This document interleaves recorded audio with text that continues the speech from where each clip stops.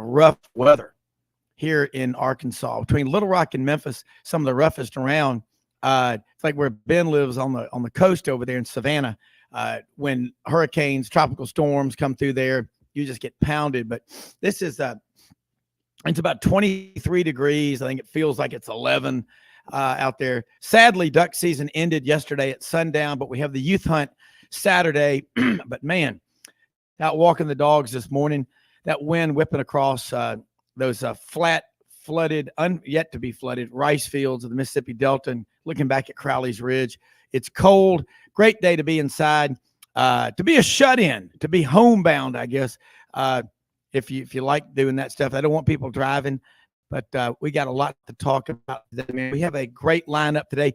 Batting first in the leadoff position is a 6'4", 237-pound junior out of Swainsboro, Georgia, Ben Troupe, unfinished. And I'm going to tell you one thing. This guy is one of my favorite guests. I get more comments because of his comments, his dialogue, and his energy. Love having Ben Troupe, Gator All-American, 5 years in the NFL. He walked away on his own terms. Father, 3 kids, just it's what you dream about being. Second segment, John Hatler, radio play-by-play voice of UT Martin, but knows his sports outside of the Ohio Valley Conference and also an avid outdoorsman, hunts sandhill cranes out in Texas. Got to love that.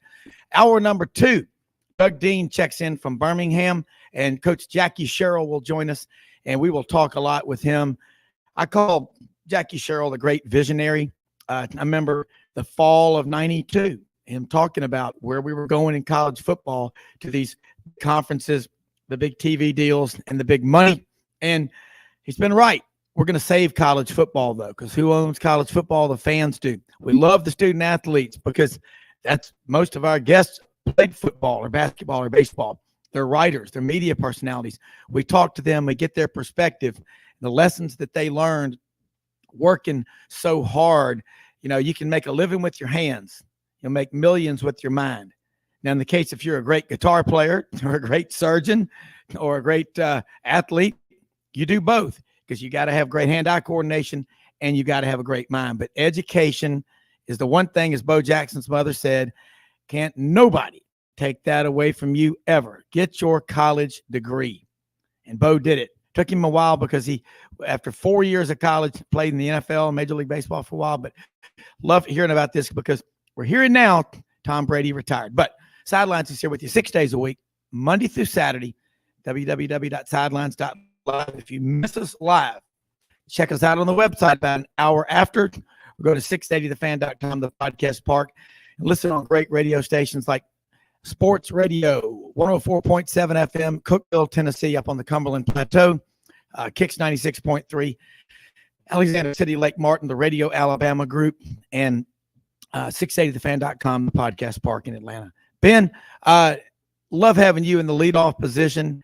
Last year, about this time, Tom Brady was going to retire, but he came back.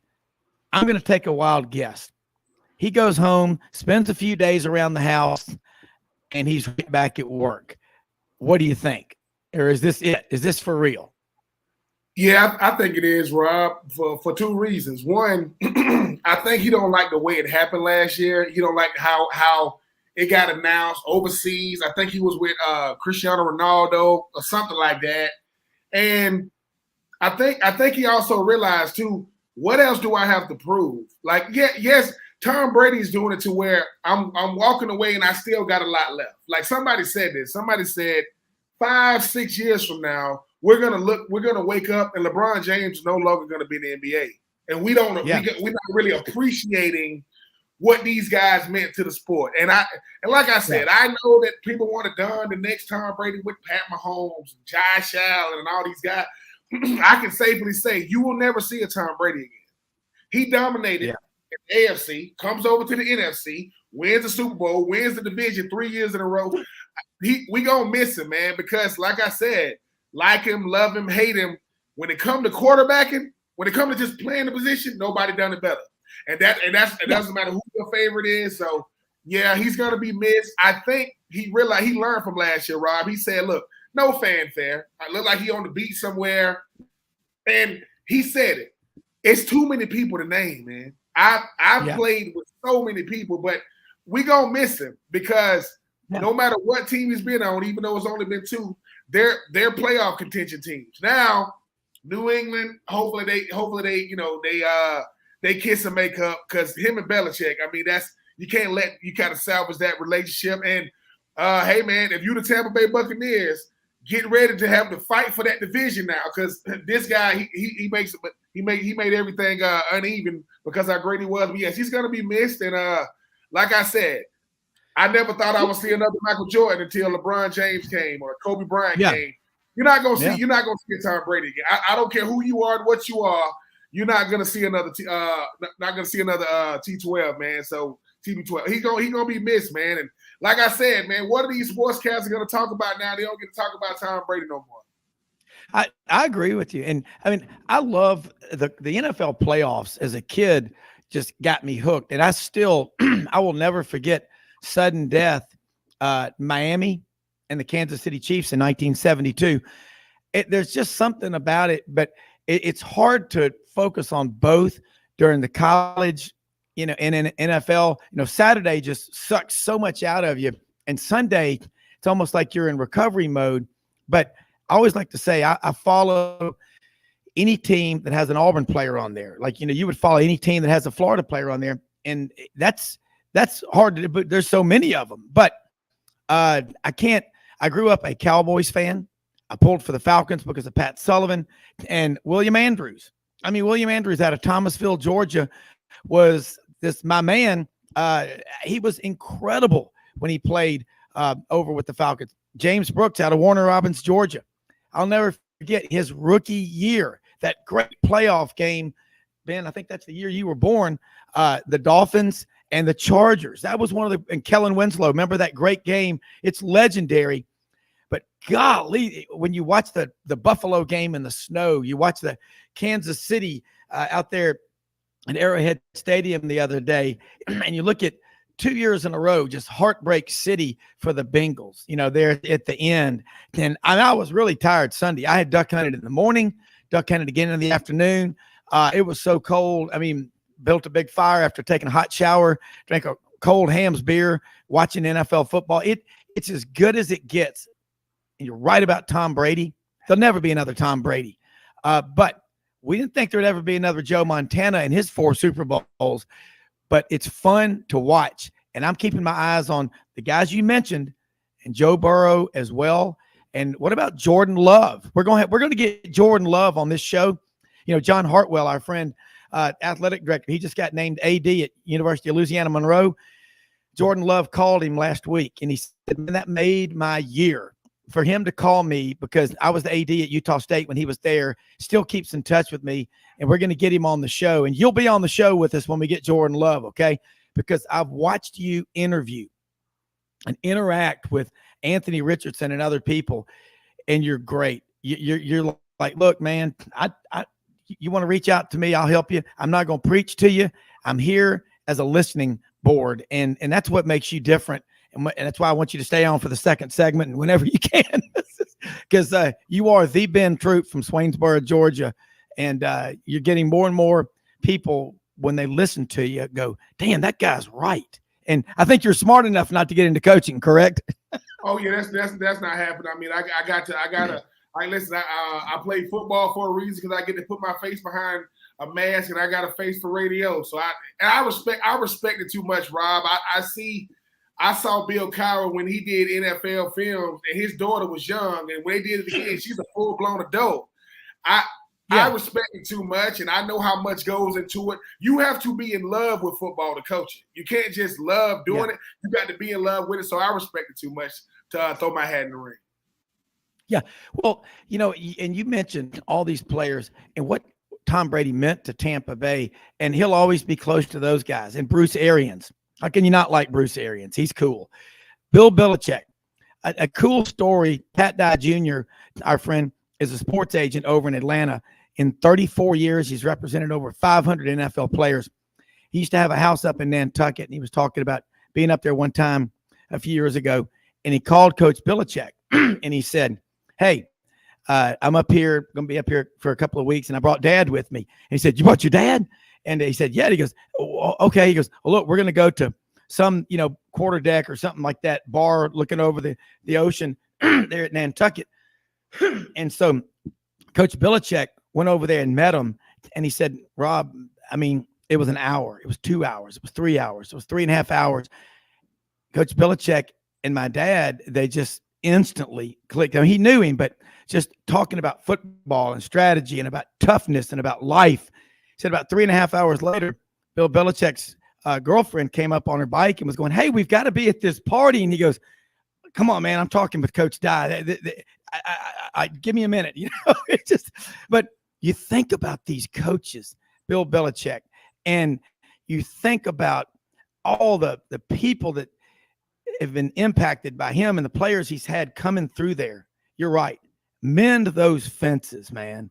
Don't ever go to bed without telling people, I love you, I forgive you, and tomorrow's going to be a great day. Isn't that right? Absolutely. And I know it's just competitive fire. I know that Bill Belichick, I think that when Tom Brady first got drafted by New England, I mean, he goes up to Robert Kraft and he tells him, I'm going to be the best decision you ever made, man. I'm going to be, and mind you, that's what we all hope for ourselves. But there are certain people, you can't say one without the other. You can't say Jordan without saying Pippen, right? Kobe, Shaq, Stockton, Malone, Belichick, Brady. They are the greatest coach-player duo, and that's taking nothing away from, the Bill Walsh and the Montana years and they ain't taking nothing away from that. But I know there are certain things that we use the word dominant too much. Yeah. People have dominant seasons or they had a dominant year. No, Tom Brady and Bill Belichick dominated. They dominated the NFL, like seriously. So you're not going to see anything like it. Bill Belichick, he don't got the most loving, welcoming demeanor. But if you want to learn how to say a lot without saying anything, he is the king of filibustering. Yeah. If I had to do the news up there in New England, I'm like, if I could just get him to answer a question without he said something without saying anything at all. But we gonna miss it. I'm looking forward to whoever gets that interview. Tom on this side, kind of do it how when Magic Johnson and Isaiah Thomas made up. You just let them sit there together. Put the camera on them. Let it happen organically because we need certain people. But Tom, terrific.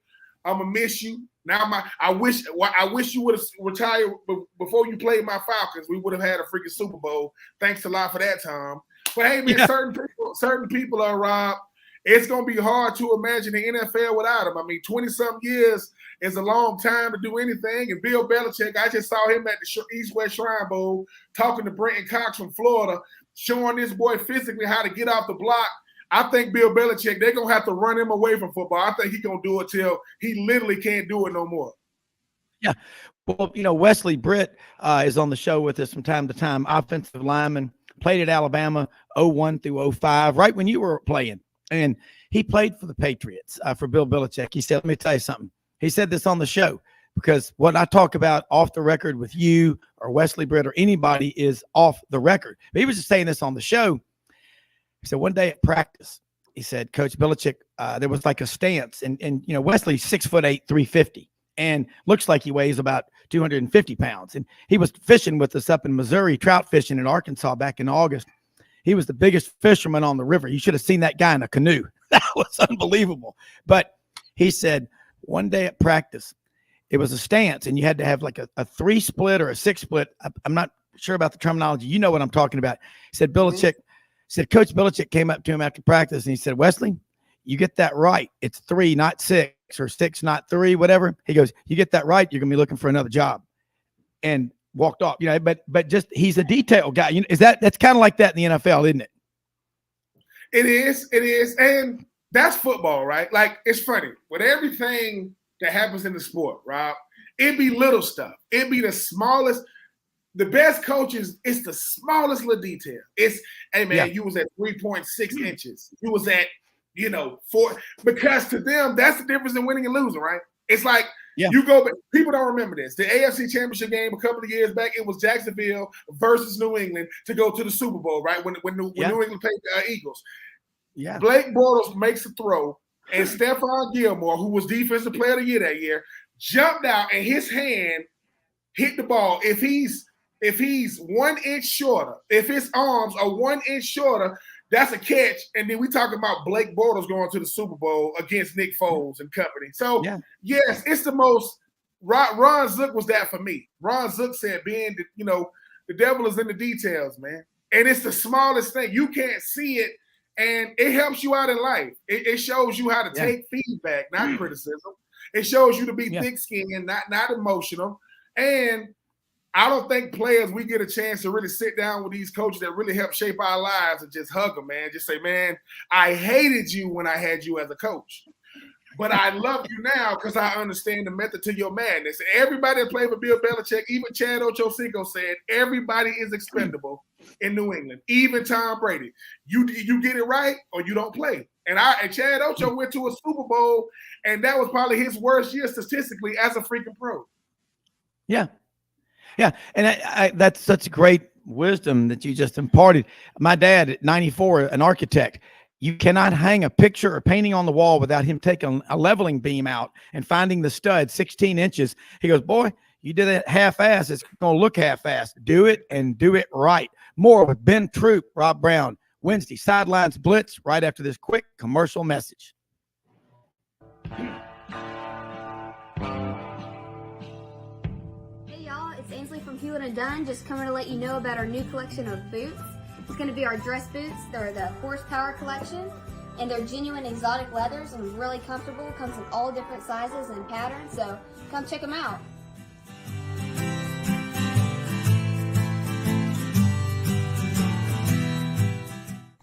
Red River Ford and Toyota, located in Wynne, Arkansas. If you're in the market for a new or used car, truck, or SUV, call, go online, or drop by and see them. Located 45 minutes from Memphis, go off the 4-city exit on I-40 and go north about 15 minutes on Highway 1. Easy to work with and still believe in customer service. If you live out of town, they will deliver your vehicle to you. RedRiverFordToyota.com. Just see what they can do. Strengthen your seed zone this spring with quality tillage equipment from House Industries. Located in Cherry Valley, Arkansas, House Industries specializes in manufacturing superior equipment that will minimize your downtime and keep you working in the field. To ensure the highest quality control, all design, fabrication, and testing takes place in a 99,000 square foot manufacturing facility located right here in the heart of the Delta. Locate your nearest House equipment dealer online at houseindustriesinc.com. House Industries, breaking ground. Sidelines with Rob Browne. Talk sporty to me.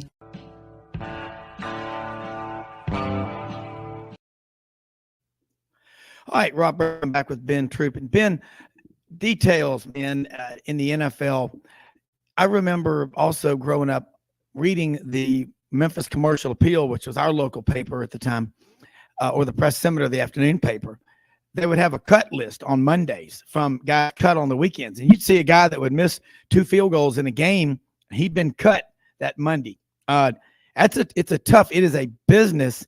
And why is it that a lot of times you see these players drafted really high, first round, second round from, say, the Southeastern Conference, especially if they grew up in the country with moms cooking and just they love the culture. They move across the country and they don't do well. A lot of guys get homesick or just don't like where they are. I mean, how much off the field plays into how you play or don't play on the field? It's everything. Culture is a really, really big thing. And a lot of times when we talk about culture in sports, we only talking about the sport. We don't understand how much being engulfed in other cultures helps you, grow as a man. I tell people this all the time. If I graduated high school from Butler High School in Augusta, Georgia, and I don't know if I come straight from Swainsboro to Gainesville, I don't know if I make it 4 years. And it's not because I don't have the talent. It's all about intellect. And I'm not challenging your intelligence. It's just my mind can only go as high as my exposure allows it. And that's anybody. That's anybody on the planet. Going from a big city to a place like Gainesville, it helped me because I went from knowing everybody in Swainsboro to knowing nobody in Augusta. And I don't even know if the opportunity would have been the same. So the off the field stuff is pivotal, Rob, because you got to have something that gives you stability. I need my off the field to be so stable and structured that I can focus on the field, because there's stress And then there's expectation. When you in the NFL, that's expectation, man. That's not and when people talk about the best player, what they're really saying is these are the players that made the most of every opportunity given, every time it was given. Like if I play for 10 years, that means I made the most of my opportunities for 10 years. And I think you make a great point. It's great being from the South, love being from the South. But I can only imagine if I get drafted by Oakland, San Francisco, San Diego, because I got to adjust to big city life as well as the NFL. From Georgia, college in Florida, drafted by Tennessee. I appreciate Floyd Reese, may he rest in peace, and Jeff Fisher every day, because this country boy only had to get used to Central Time. That jacked me up too. By the way, it took me like 2 years to realize, how did my plane leave at 1 o'clock and I get there at 1 o'clock from Atlanta to Nashville? I'm like, that don't make no sense. It took me a full year to realize, boy, you on Central Time. And then I didn't know what the hell Central Time was either. I'm like, look, man, this is above my pay grade. Yeah. But it's an adjustment, Rob. Just like when I got into the media business, I appreciate BJ Bennett, because he didn't tell me everything. He said, look, I'm gonna throw you in the fire because I know you fireproof. I know you can make it. If I tell you everything, there is nothing. And that's what I appreciate now. Learn as you go. Everybody got a first day. It's just that if you want to make the big bucks, you got to deal with the expectations that come with it. I do not feel sorry for people that make money to play a sport. Figure it out, or somebody else will. Yeah, you're right. And most anything that's going to be difficult. When I was a TV reporter one time, I was doing a story about airborne school at Fort Benning, and they call the jump masters and the instructors in airborne school, they call them black hats. They wear just, a black ball cap.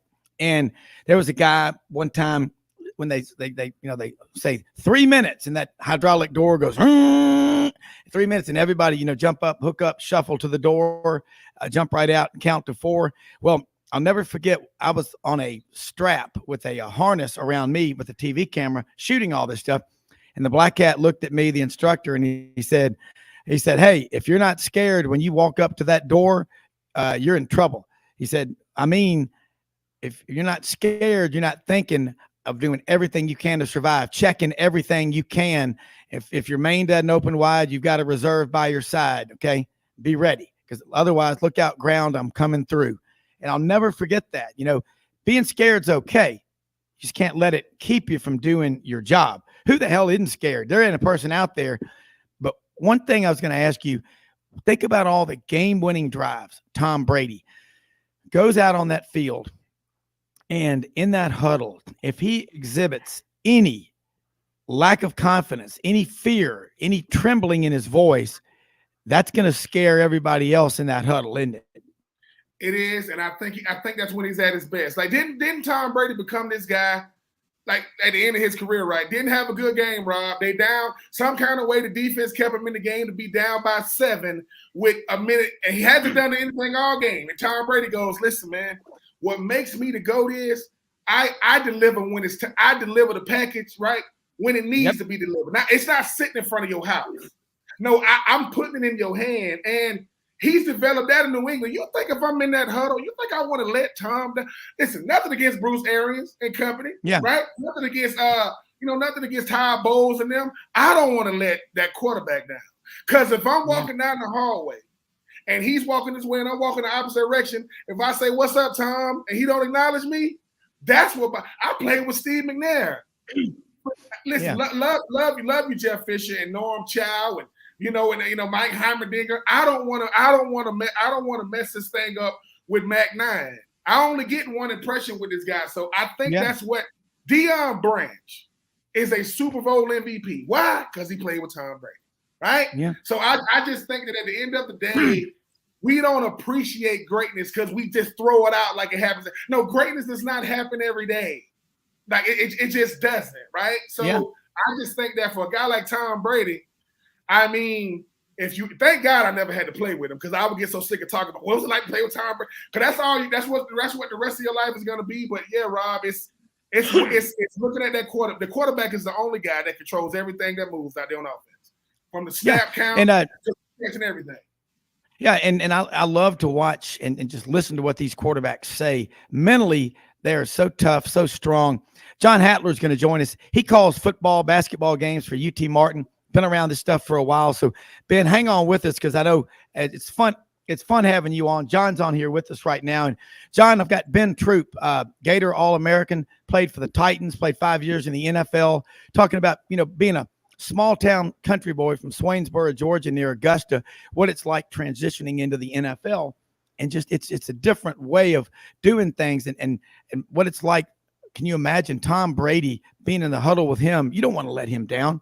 And then him and Bill Belichick, they got to make things up. They got to mend fences or whatever. And I think that should be fairly easy. But the bottom line is, we wake up every day. I do. And I say it's going to be a great day. We get to do this show. We live in the greatest country in the history of the world.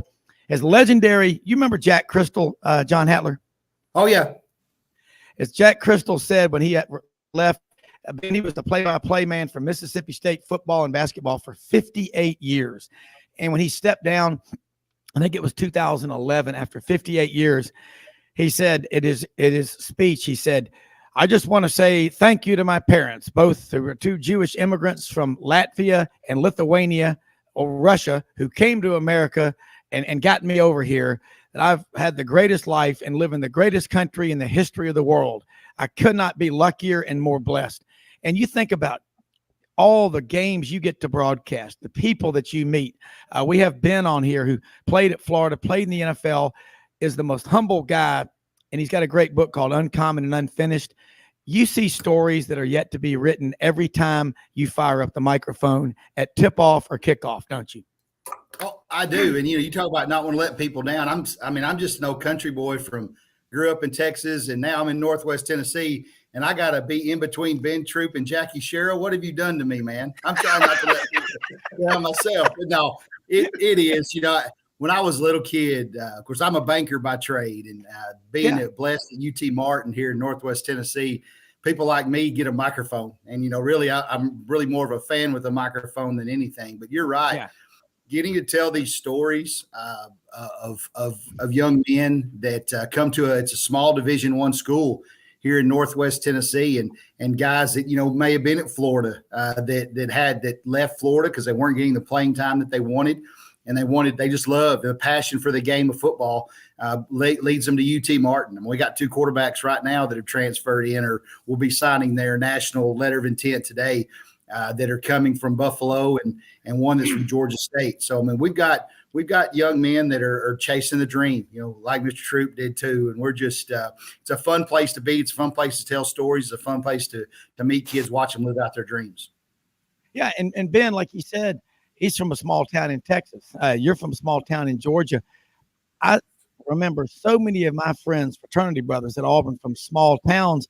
They were almost like, Mel, I'm from Goshen, Alabama, or I'm from Luverne, Alabama, or I'm from, Colquitt County, Georgia. And I go, man, you're lucky. I'm from Memphis, which is really just the largest small town in America, because everybody in Memphis is 1 or 2 or 3 generations removed from some little town in the Delta in Arkansas, Tennessee, or Mississippi.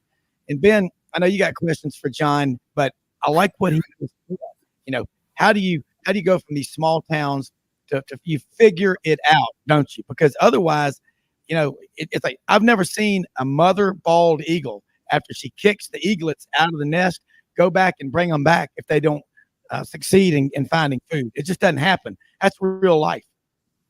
Yeah, but I think it's the people that sometimes you have to realize who's rooting for you outside of your family members. So when you go back home and you seeing these random strangers coming up to you, you didn't know how many people was, keeping up with your career, and something clicks. You realize I represent a large entity of people, and you don't want to let those people down either, because no matter what, they saw I'm signing to go to Florida. Yes, I'm signing at Butler High School in Augusta, Georgia, but my life is going to become what I wanted it to be, or I'm going to become really, really good at telling lies, like really, really good at it. Saying, oh man, it was this, it was that, it was that, it was this.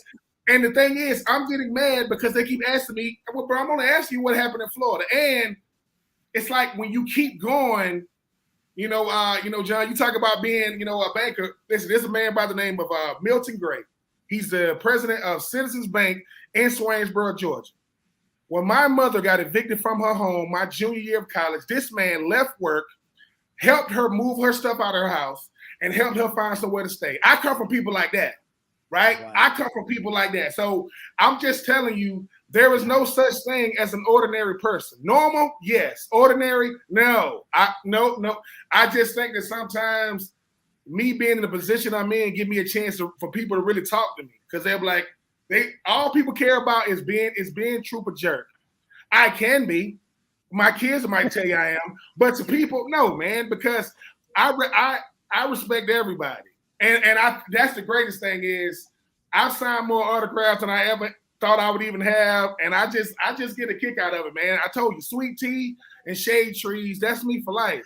I ain't never had no caviar, and I don't want none. I don't care. I don't want any. I want my chicken dead and deep fried, and I want my. And you can't cook my fish in the chicken grease. Just don't do that. And you'll get along just fine with me. I'm a simple boy. Simple. John, I love it. Can't get any better than this. Yeah, my grandmother, she's 92 years old, and we live on the same little rural country road here in Martin. And kind of like to Mr. Troupe's point there, her favorite saying was, volunteerism is repayment for the air that you breathe. And I've been fortunate to be put in a lot of situations where I've been able to give back, because when I didn't have a pot to use a bathroom in or a window to throw it out of, people were really good to me in this town, and that's kind of culminated in the opportunity to be a fan with the microphone, and like you said, just give back and try and look to help people at every time. And it's cool, like with Mr. Troupe, from where he is and what he's done, how to stay grounded.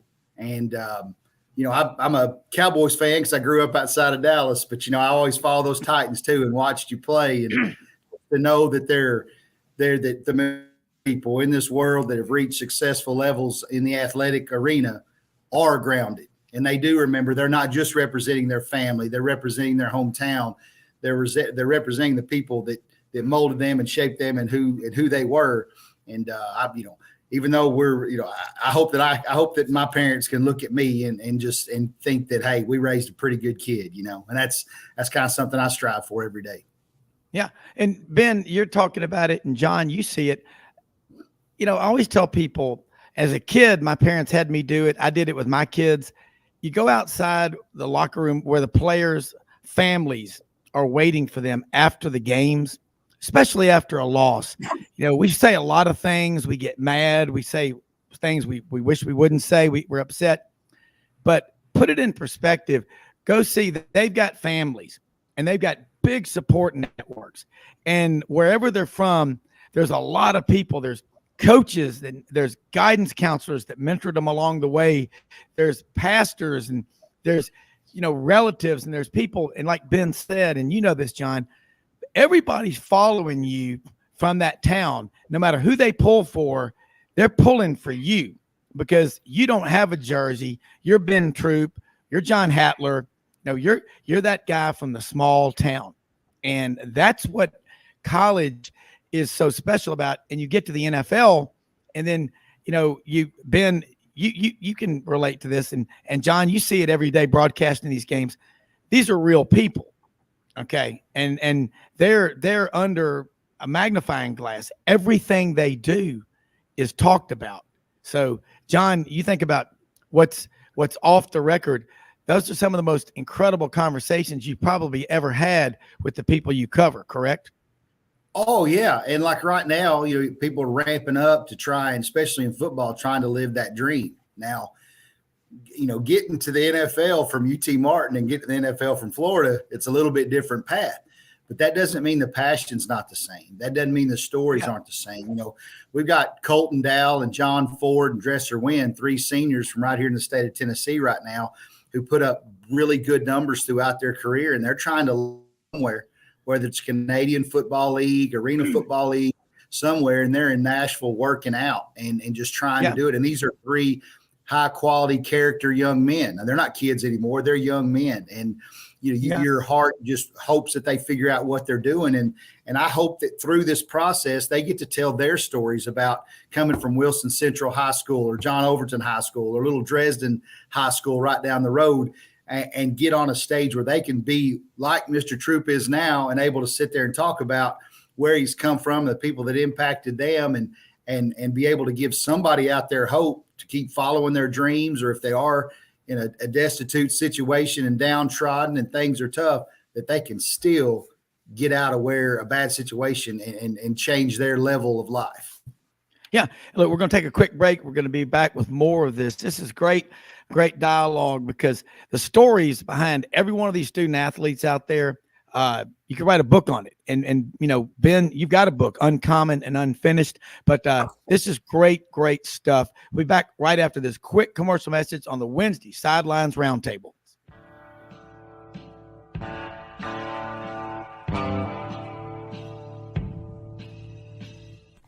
Red River Ford and Toyota, located in Wynne, Arkansas.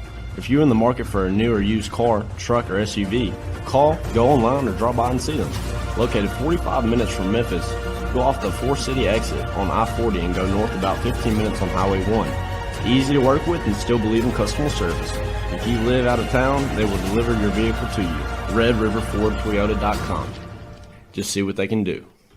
Strengthen your seed zone this spring with quality tillage equipment from House Industries. Located in Cherry Valley, Arkansas, House Industries specializes in manufacturing superior equipment that will minimize your downtime and keep you working in the field. To ensure the highest quality control, all design, fabrication, and testing takes place in a 99,000 square foot manufacturing facility located right here in the heart of the Delta. Locate your nearest House equipment dealer online at houseindustriesinc.com. House Industries, breaking ground. Sidelines with Rob Browne. Talk sporty to me.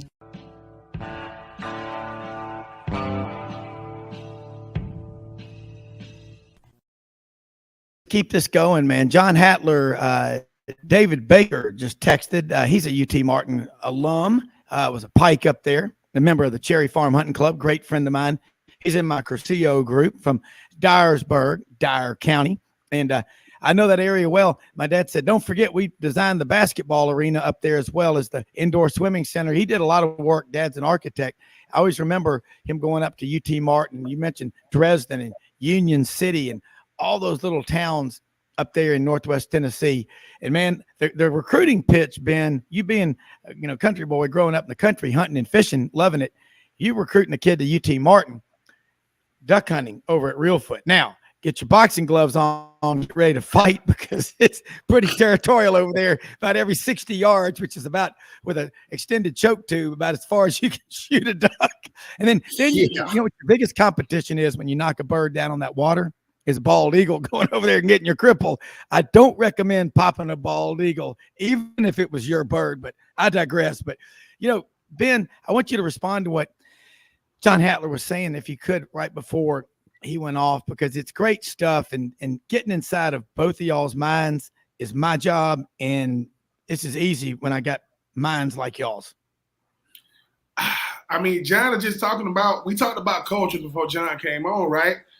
It's about embracing that. Like if you a city boy coming to the country, right? We gonna ingratiate you. This is what we do down here. I ain't going. Yes, you are. Yes, you are going. Like there's nothing else to do. Stop coming outside looking around. This is how it smells. This is fresh air. This is smog. Get your behind over here. And it's not about hunting. It's about engulfing yourself, because the likelihood of you loving where you at, meeting your future wife here is very, very high. But another thing too is, I'm in college, and I had these professors that always give me these little sayings, and I had this, so once I become like a junior and senior, I'm in the sociology course, and my professor said, Ben, what do you want to do? You want to know how to treat people? You want to know how to serve people? Or you want to know how to appreciate people? I go, he goes, be all three. Just pick one. Every time you meet somebody, just pick one. And mind you, you don't realize they're giving you life. Ron Zook, right, giving me life stuff. So the things I do now, I used to be so afraid to be myself, because I felt as though I had to be something else. And Ron Zick told me, man, once you can figure out how to be yourself and everything you're doing, life becomes much bigger, because you can do anything you want to do. Can't do everything, but you can do anything you want to do. That's all I'm doing now. I mean, I do my best every day to embarrass my mama. I want to say a word that's not a word. I hope she's watching saying, you said something. That's what I look forward to, because like I say all the time, Rob, and even John, I am my grandparents' wildest dreams. I had 6 of them. I had a great grandmother and a great father, 2 other grandfathers and grandmothers. They ain't do half of what I'm doing. So when you talk about books and radio and speaking and nonprofits, I'm going to die on empty. I hope God gives me 60 more years, but, you know, now that I've met John Hatler, I'm coming to UT Martin. I've never been there, but I'm coming to speak to the group because I want people to know that you can be yourself. Like, life outside of sport is pretty fun. They don't market it to us like that. They think, you know, because if I play quarterback, I think I got to be Tom Brady. Well, I don't want to do nothing for 25 years in sport. Not if it's physical. I can do the mental side, but it's just having fun and not taking life too serious, understanding that, you know, I've been blessed to be a blessing to somebody else. You know how many people help me every day that I've never met? You know how many people make sure that I still do what I do? So the least I can do is lend a hand, not an opinion. I just get a kick out of it. Like I say, I'm going to tell my mama I was on the Rob Browne show today and I made up a word. It's going to mess up a whole day. That gives me pleasure. It's the little things, people. But at the same time, I'm a Georgia boy that didn't go to Georgia. They got to deal with these Georgia fans, and I still live here. I don't know how much. Now, if Stetson Bennett come back, I'm leaving. I'm not.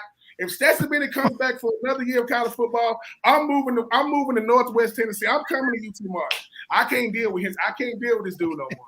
Hey, we'll take you all day long. You come up here, we'll sneak you in a jersey. See what we can do. We'll get you in a jersey. Hey, listen, I love what he just said. And John, that's the cool thing is that you just mentioned, and whether you're at UT Martin or Florida or Southern Cal, the dreams and the goals of these student athletes are the same. And they're just as competitive. It's like, you know, we have competitive ball, non-competitive ball.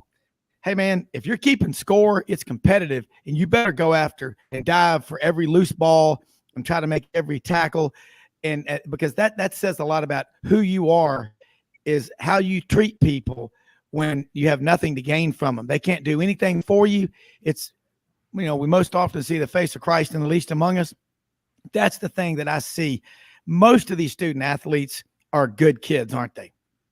They are. And they, you know, one of the cool thing, and this is really more of a sales pitch to Mr. Troupe here, but yeah, you get kids on campus at UT Martin, if you can get them to come to Northwest Tennessee, which is 2 hours from any major airport, and you get them to come here, they're staying and they're going to go to school here because of this community wraps its arms around this university and around these student athletes. And, you know, how many places do Division I athletes go sit and read to a kindergarten class?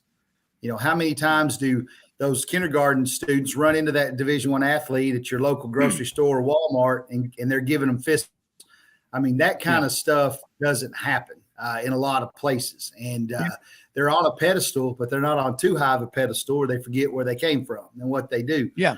And so that's the big thing. It's also a place where you can find yourself. You know, I don't mind telling people, it took me 20 years to figure out that I wasn't a Division I baseball player.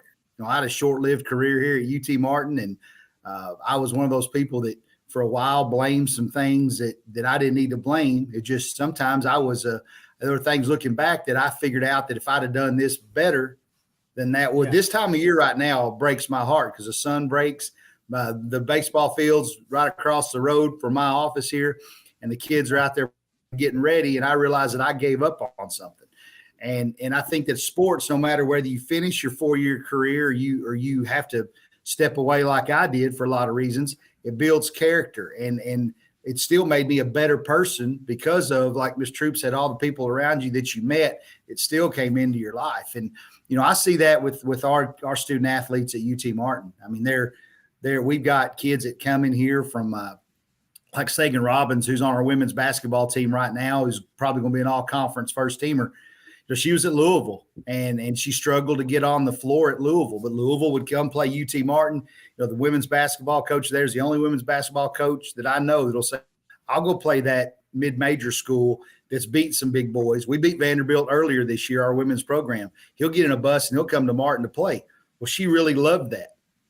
She loved the atmosphere when she came to UT Martin. She transferred here. She dropped 30 points on somebody the other day in a big win. So you get to see those stories of people that even are on their backside of their athletic career to get to come to UT Martin and ingrain themselves in the community. And, you know, I go back and I'm going to pitch UT Martin all the time. We had a great chancellor at UT Martin, but this community wrapped their arms around someone that transferred in for 1 year of basketball. And I mean, that's awesome.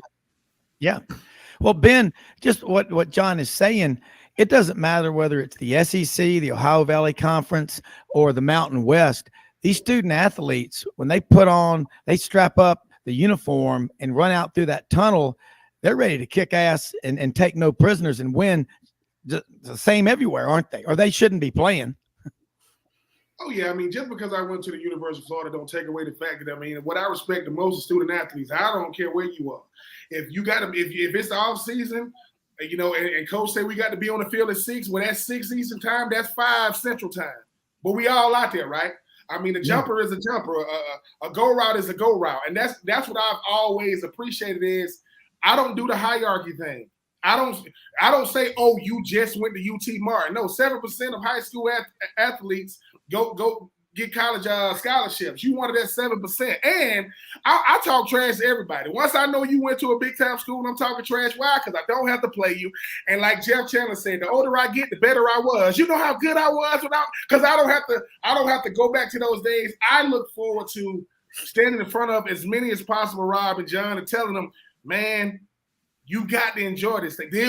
I don't care what you do professionally. It won't get better than college. That's the last time that $20 at Walmart is a luxury in college. You know how much I could do with $20 at Walmart in college? Or when you go home, you got to sneak back in because your roommates or sweet mates can smell your mama's cooking. Man, I smelled that peach cobbler, bro. If you touch my food, you love these people. So I just know that at the end of the day, UT Martin Florida don't got a better atmosphere than UT Martin. Yeah, stadiums are bigger. And that's just more crazies you got to deal with, the more people in the stands. But I respect it all because there's a guy by the name of Terrell Owens. I think he went to UT Chattanooga. So you got some big-time players coming out of the state of Tennessee. I mean, so I respect them all, though. I don't have no hierarchy. And like you said, John, when I was in the National Football League and I'm in Nashville and I'm back when they had freaking Kmart, that just show you how long back it was, people sitting there looking at me in the line, like, Ben, what you doing in the line? Lady tells me, why don't you just go focus on the game this weekend? I said, we playing the Colts. We're going to lose, ma'am. It don't matter what they got Peyton Manning. We're going to – that's what I miss the most. You miss the people, man. You miss seeing – people don't think that you're a fan just because I play. Of course, man. I mean, touchdowns, interceptions, that stuff fades. And I did the best I could when I was out there. But when I go to the – you are my little sunshine after school program. Those kids will never know what they did for me, man. Hosting stuff like that. Read to America, Make-A-Wish Foundation, St. Jude's Hospital. They gave me. It took me going to Nashville to do that, but no. Did I ever buy the $10,000 boots? Nope. Did I buy the $10,000 bucket hat? I got the bucket hat now, but I guarantee you, Rob, it did not cost 10 bands. It did not cost me $10,000. I do not spend that type of money on it. If I spend $10,000 on a hat, it's another dude named Ben Troupe. It is not me. We don't do that over here. That's up place. Yeah. I mean, and John, I think what's really cool, right along the line of what Ben just said, the money, student athletes, when all of a sudden you do go and you're a banker. I'm a financial advisor. I've been doing it 32 years, wealth management, estate planning with people, working with attorneys and CPAs, and of course, bankers.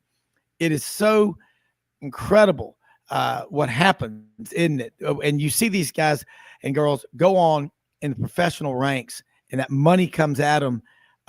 They still got to get up early. In fact, probably a little bit earlier to keep themselves grounded. But what is probably the coolest story, the takeaway in all your years up to this point? You're a young guy, but up to this point in broadcasting, play-by-play, football, basketball, baseball, or whatever.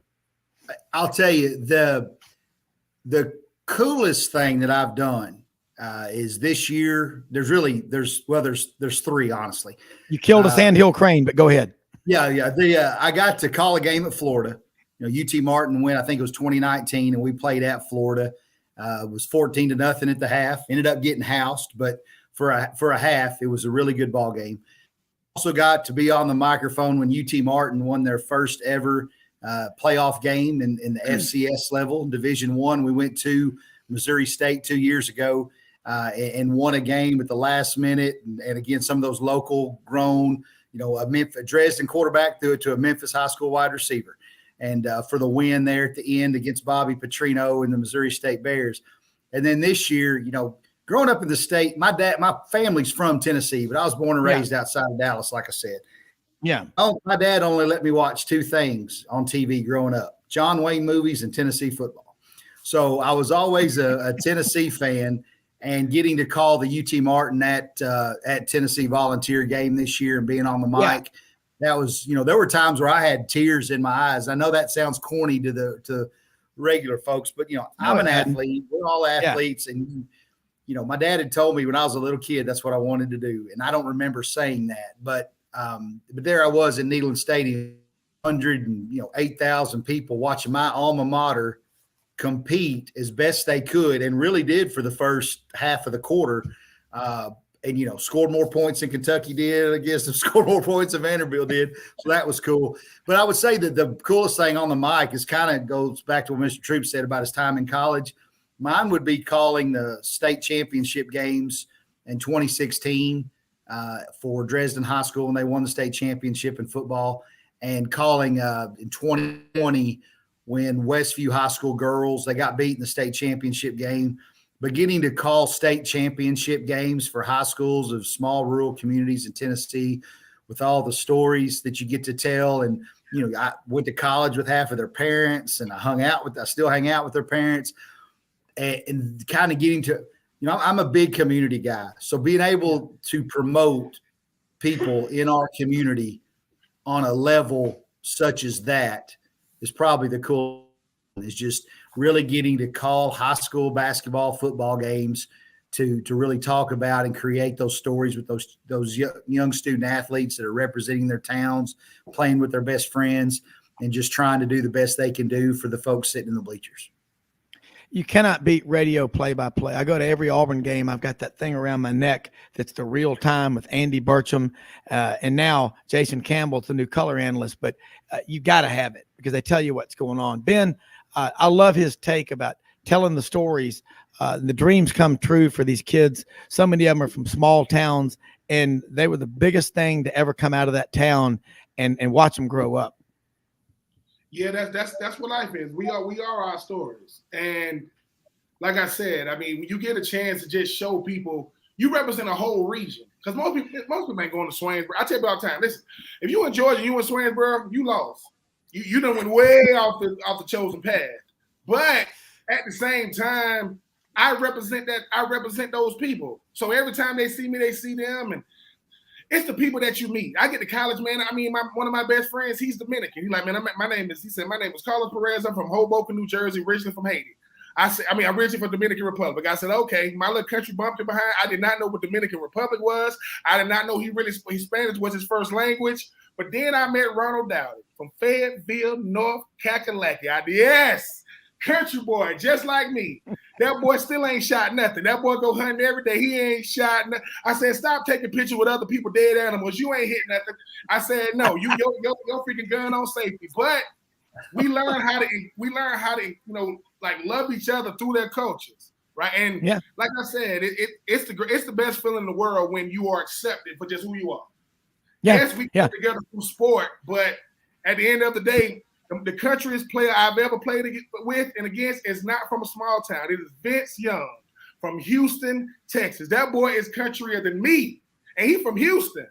But but at the same time, John and Rob, it's about just making sure the people around you know how much you appreciate them. You don't get a chance to tell them, but man, you owe those people so much. They gave you. Ben, hold that thought. We're going to come back after the break. I want both of y'all a couple of more comments before we let y'all go. I know you've been on with us a long time, but this is fantastic stuff. Back with Ben Troupe, John Hatler right after this.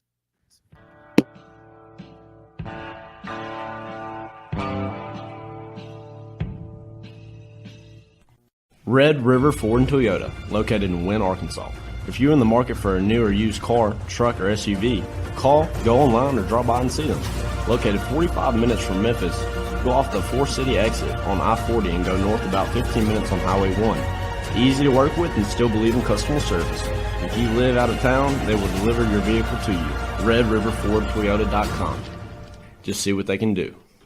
Strengthen your seed zone this spring with quality tillage equipment from House Industries. Located in Cherry Valley, Arkansas, House Industries specializes in manufacturing superior equipment that will minimize your downtime and keep you working in the field. To ensure the highest quality control, all design, fabrication, and testing takes place in a 99,000 square foot manufacturing facility located right here in the heart of the Delta. Locate your nearest House equipment dealer online at houseindustriesinc.com. House Industries, breaking ground. Sidelines with Rob Browne. Talk sporty to me.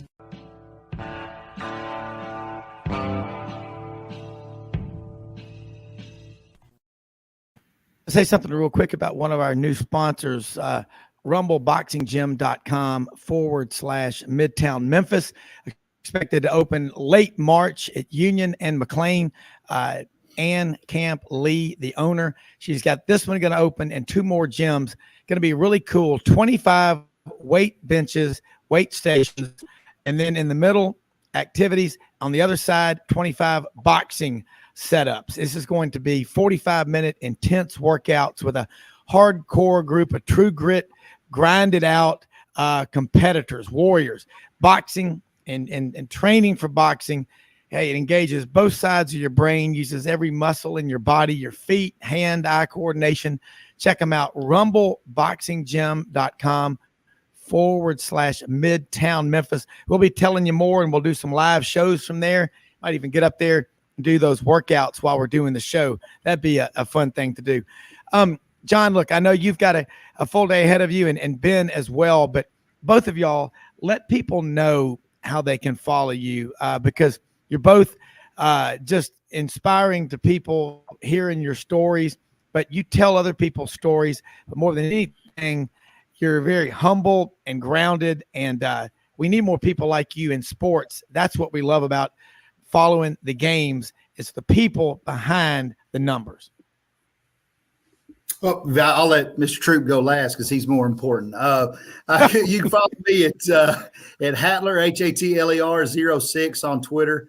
Like I said, I try and do some funny stuff, lighthearted. I'll just like last night, I tweeted out that LeBron James is the MLB's version of Ricky Henderson. So, that's just people just little things like that. Just we'll have a good time and just follow anything UT Martin. If you're in the state of Tennessee, a lot of folks, Rob, that I guarantee you listen to you. If they didn't go to UT Martin, they know somebody that did. And we're just everybody. We're losing our chancellor, Keith Carver, to the UT Ag Center in March, and he's been a huge shot in the arm for our community. And Mr. Troupe, I appreciate being around you today, man. I just followed you on Twitter and enjoyed watching you play in the NFL and in Florida, although I didn't like what you did to the Volunteers office. I do enjoy do your story, and I am going to reach out to you because I'm going to get with our head coach up here at UT Martin. And anytime they can bring someone in, we can bring someone in like you to tell your stories for our student athletes, to remind them that the grind is worth it and these are the best years of our life. They need to hear it. And thank you so much. I appreciate you, John. I mean, you can always follow me at BeingTroupe84 on Twitter, Instagram, I think Facebook. I think it's Troupe Talk on Facebook. I don't be on there as much. Sorry, people. My mom's on there, so I try to stay away from places she is. John, I do hope I come to UT Martin.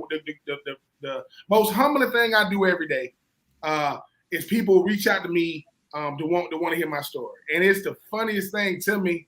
But I realize, man, I resonate with people because I am people. People think the difference between me and them is I did something they hope to do, but I tell them, no, man, God only blessed me to do what I did because He could trust me with it. That's it. It's not because I was this grand athlete. It's not because I'm being true. No, I mean, and I understand that I've been blessed to be a blessing to others. So I've never been to Northwest Tennessee. I'm coming. I'm looking forward to it. I ain't going duck hunting. I don't want to see no bald eagles either. I don't want to be no one. The one thing I know about a bald eagle is big. I'm not dealing with birds that big that the head, his tassels are big as my head. I'm not dealing with that. But UT Martin, I'm coming to see y'all hopefully sometime in 2023. And hey, man, I'm just gonna come up there and let the city just love on me. I love on them, but I want to meet the people. I'm actually gonna be starting another podcast called "This Is Our Stories," and it's gonna be built around this. Just having people on talking about their stories, and like I say, man, I'm gonna just keep on enjoying life, get to meet people like John and Rob. You already know, sir. I already know. I appreciate you always lending me your platform. Hey, look, both of y'all. I mean, and again, telling stories and connecting with people out there. You know, there used to be a guy on CBS, and I'm old enough to remember him. And Ben, I don't know if you do, or you might. Yeah, you would. And John, Charles Kuralt on CBS News. He used to drive around the country in a big RV, and he had this, incredible voice. But he would just go, "We're traveling from Cape Hatteras, North Carolina, to Los Angeles, and everywhere along the way." And we stop and meet the people that make America. And he'd meet people in towns like Wedowee, Alabama, Evening Shade, Arkansas, Olathe, Kansas. I mean, real people, and tell their stories. And we get caught up in what's on TV every day, the negativity. Hell, if Meet the Press was around when the light bulb was invented, I think we all would agree they would have lamented the death of the candle, whereas I look at it and look at all the candles that candle makers make now. They're making a fortune in that industry. I don't know who makes more, the light bulb people or the candle makers, but just telling people stories. Both of y'all are gifted at that. And I remember what Pat Dye said about his quarterbacks. He never allowed his quarterbacks to have a negative thought in their mind. Junk in, junk out. Positive in, positive out. I think we all agree on that. Absolutely. Yeah, so I mean that's the key. But look, I'm gonna get both of y'all back on here very soon. I have to do this again together, but sports pull us together more than anything other than food. And so if we could eat during the show, at least we'll get some great recipes. Okay. Anyway, y'all have a great rest of your day, and look forward to the next visit. Okay. Thank you. You too. All right, you bet. Going to be doing it soon. And Doug Dean be on here with us in just a moment from down in Birmingham, and looking forward to having Doug's perspective. And Coach Jackie Sherrill will be on with us as well, talking more college football. Where are we going? Great people make up these stories. Every football coach, if you've been coaching as long as Coach Jackie Sherrill has coached, and he's impacted literally thousands of people's lives, and his recall and remembering of teammates, coaches that he had, like Coach Bryant at Alabama, and what he did at Washington State that one year, and then at Pitt, and then at Texas A&M, and then at Mississippi State. It's amazing. And seems like the older coach gets, the sharper his mind is, his intellect is. But 30 years ago, he was talking about what we're seeing happening today in college football. And Coach Sherrill, I want to say thank you so much for taking time to join us. And out in Wimberley, Texas, between Austin and San Antonio, or maybe, I know you travel a lot. Where are you this Wednesday? Well, today I'm in Houston. Okay. And I'm in Houston because all 35 in Dallas. My son lives in Dallas, and he showed me pictures last night. He and his three little daughters were out walking in the snow on the roads. Yeah. So, it's pretty. When winter hits in Texas, it's kind of like the heat wave when it hits in Texas. It's not very pleasant. Well, I'll tell you one thing. We're up here in Parkin, Arkansas, about 30 minutes out of Memphis, and we're in day 3 of a 4-day ice storm warning we're under, and it looks like the frozen tundra of the Arctic Circle up here. But a great day for people to be listening. And anytime we have you on, I have so many people that want to hear what you have to say. And I talked to John David Badur and John Turner, Jack Turner, members of the Memphis Touchdown Club, and different people. And we all, anytime when you come to speak, it's the E.F. Hutton effect, Coach. And I asked you this one time about the impact Coach Bryant, and we were remembering him last week on the show. It's hard to believe January 26, 1983 is 40 years ago, and we lost him. His impact and his legacy just gets bigger over time. And Kevin Skarbinski and Buddy Martin, 2 great sports writers, were on Saturday. said there'll never be another one like that. And No. there'll never be someone who impacted so many people like what he did with you and instilling that business mind that you have.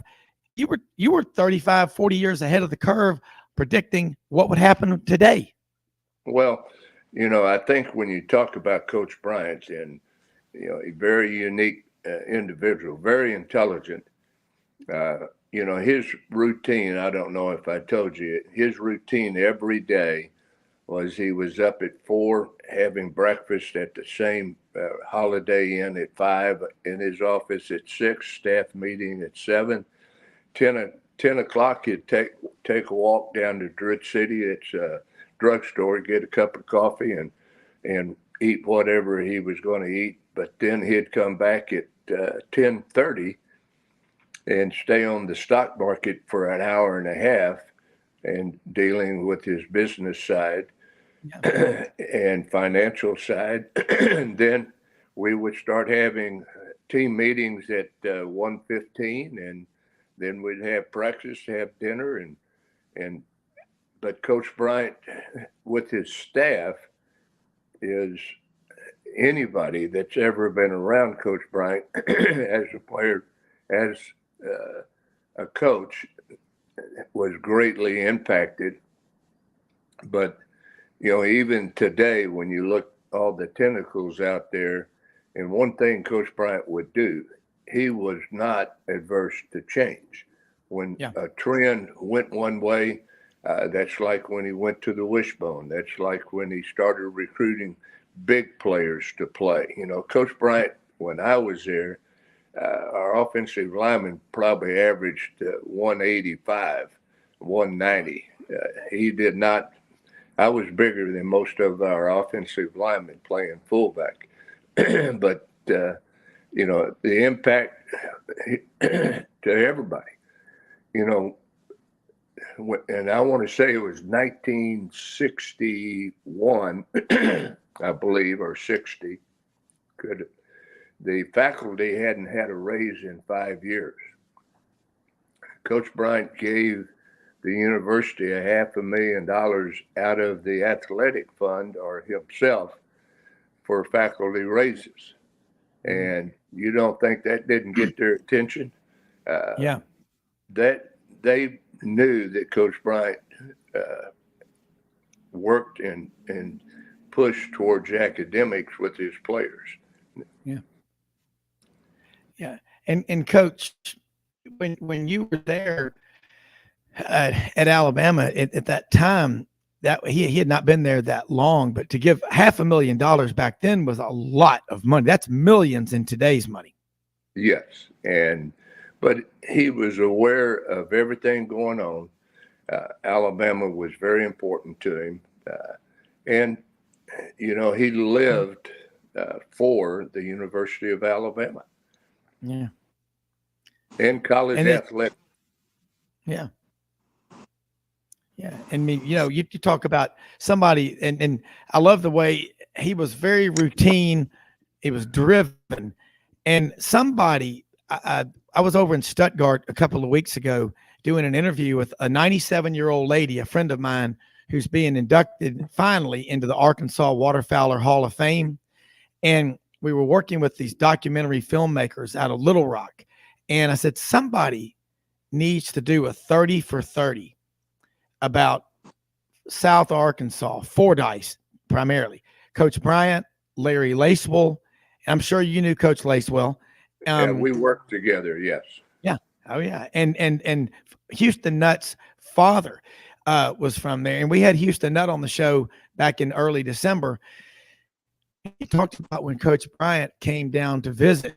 They were down in Fordyce, Houston, and his 3 brothers at his grandparents.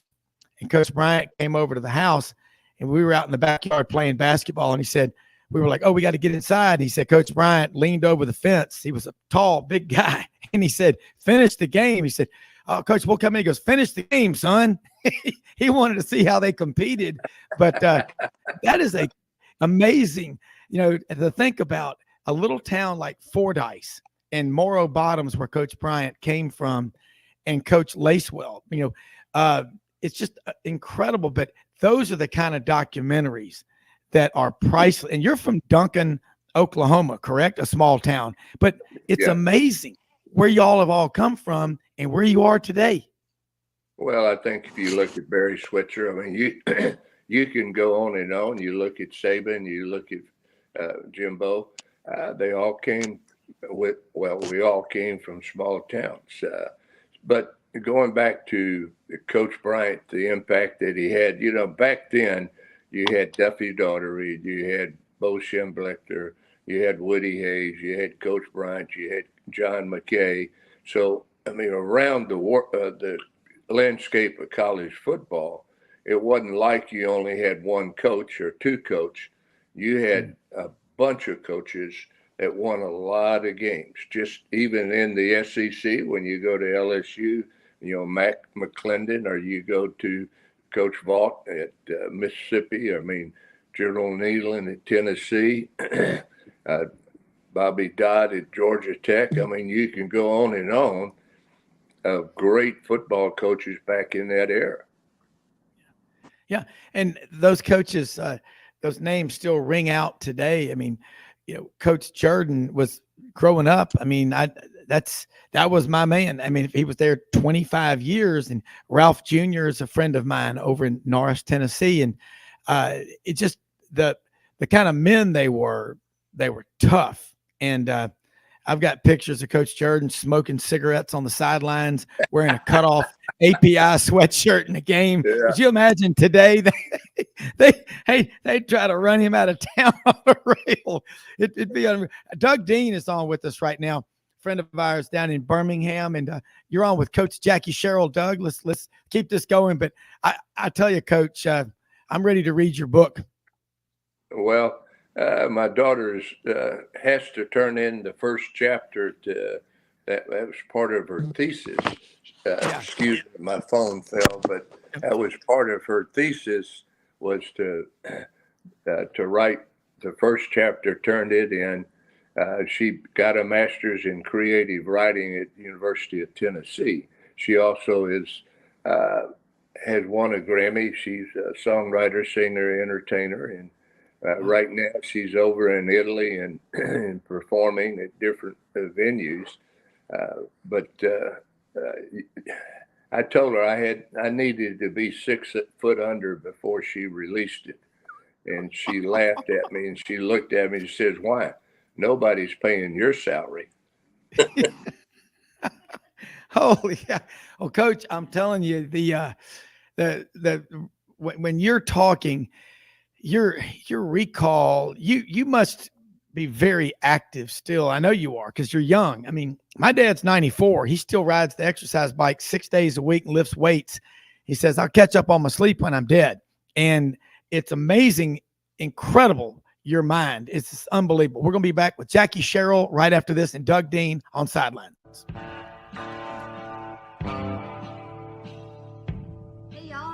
From Hewlett and Dunn, just coming to let you know about our new collection of boots.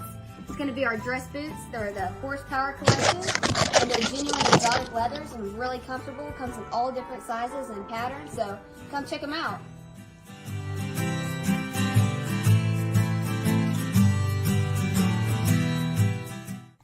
Red River Ford and Toyota, located in Wynne, Arkansas.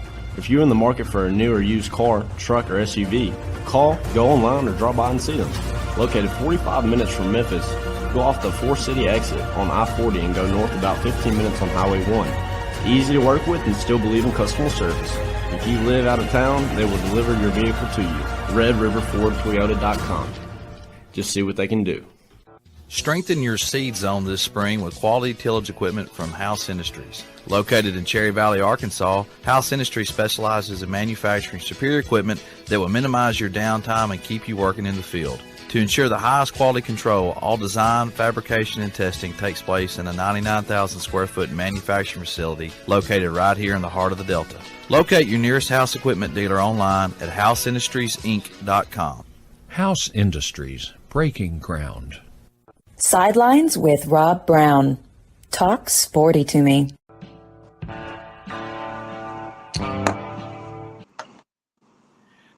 Right, Rob Brown back with head coach Jackie Sherrill, legendary coach, one I've followed for a long time. And before we go to Doug Dean, I know you have some questions. My friend Dave Cody used to be sports anchor out in Austin, Texas for about 36 years, said one of the coldest games he ever attended was the 1985 Texas A&M versus Texas game. Chairs 10 deep on the track at Kyle Field. Jackie was the coach and won big. He can speak on the culture at A&M, what's going on with Jimbo Fisher. It's just unbelievable, the stories that you can tell. And Dave's listening right now out in Bellingham, Washington, 2 hours earlier than we are. But, Coach, man, so many great memories, and just we're all ears. Well, when you look at A&M, and that's what the question you ask is, it's a very unique institution. University of Texas, Texas A&M, and the University of Washington are only the three public institutions that are in the top 10 endowment. You have Yale, Princeton, Harvard, but the three public, which means you can imagine how much endowment that they have. So there's a lot of money in the state of Texas because of the oil. But when you look at the money given back to the universities, when A&M decided to rebuild or enlarge the stadium, they imploded both sides, but they did it. One side rebuilt, imploded, the other rebuilt. So it was $600 million or more, and they raised, I think, 450 or 500 million in 1 month to rebuild the stadium. So when you're looking at being able to raise that, even today, instead of having one indoor practice field, they are under construction to be finished for the fall, a 3-field indoor practice field. So, A&M has the money. A&M has put the money into athletics. There's a lot of support. There's 104,000. Right now, A&M is the top university in the country as far as revenue producing. And at one time, Texas was there for forever. And it always amazed me how much money bottom line Texas would have. But A&M is number one in the country today. So you do have the facilities, you do have the money, you do have the institution academically, which it is a strong institution. A member of the AAU, when they came in, there were only 3 members in the SEC that were AAU members, and that was Vanderbilt, Missouri, Florida, and then Texas A&M.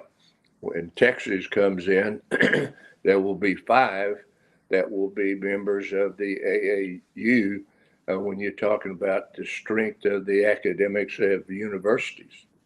Mm-hmm. That is impressive. Doug Dean jumping here with Coach Jackie Sherrill. Plus, you have a 3-hour drive that you can touch maybe 500 scholarship kids every year. So your recruiting base, you're not having to fly all over the country, although you can go and cherry pick what Alabama does, A&M does. But the recruiting base, you don't have to get on the airplane and fly for 3, 5, 6, 7 hours. Yeah. Rob, thank you for letting me jump on the plate viewer a little bit with the great Jackie Sherrill. Coach, you look and sound great, and I'm glad for that, because you brought a lot to college football over not a short period of time. And there's so much we could talk about, and we'll try to cover the ground as rapidly as possible. But I wanted to start with, speaking as an Auburn man, I think I've told you before, Coach, on this show, that in the Auburn-Mississippi State series, which are 2 schools that I think have a kinship, they can sort of understand their strategic position for reasons you understand.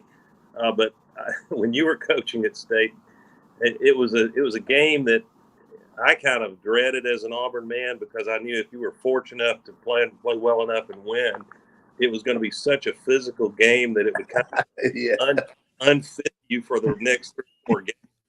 Did you feel that way? I want to say it's 1994, 95 in there. We played in Starkville.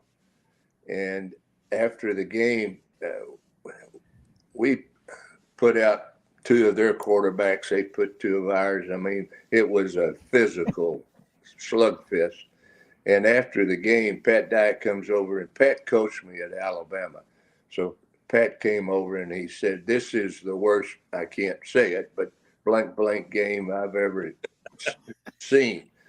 So then he calls me on Monday and he says, "Jackie, that was the most physical game that we have ever played." And it was. So absolutely, for some reason, Mississippi State and Auburn, they were very physical that day. Those players really got after each other. Coach, but it was nice to put a knot on his head, though. I can tell you, there was enormous respect on the part of Auburn people when you were coaching them. Not to leave out other great state teams, but it was because of the physical brand of football that you brought that had to be taken seriously. And I want to follow that with telling you, and I'm certain I'm not alone in the Hale State family in saying that, and there's so many greats that have come through Starkville, and that many of them you coached and developed, recruited. My favorite, probably may not surprise you, the great Fred Smoot. First yes.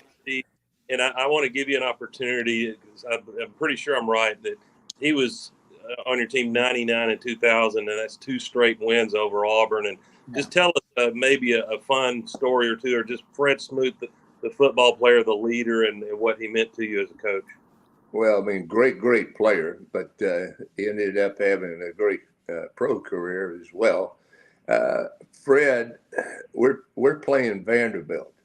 And the writer for the student newspaper at Vanderbilt came out, and the headlines were "Dummies Playing Intellects."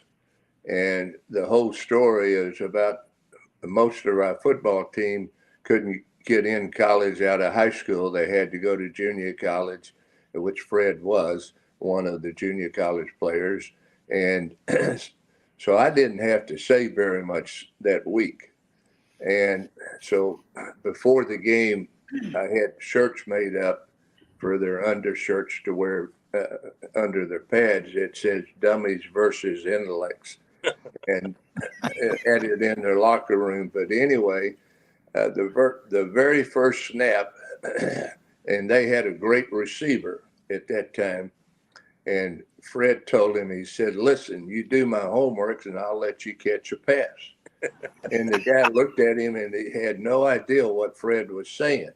And Fred kept on and he said, "Well, I told you, if you do my homework," because he would, I don't think the kid caught a pass that day, but he kept, when the ball was thrown to him, he would say, "If you do my homework, I'll let you catch a pass." But that was Fred.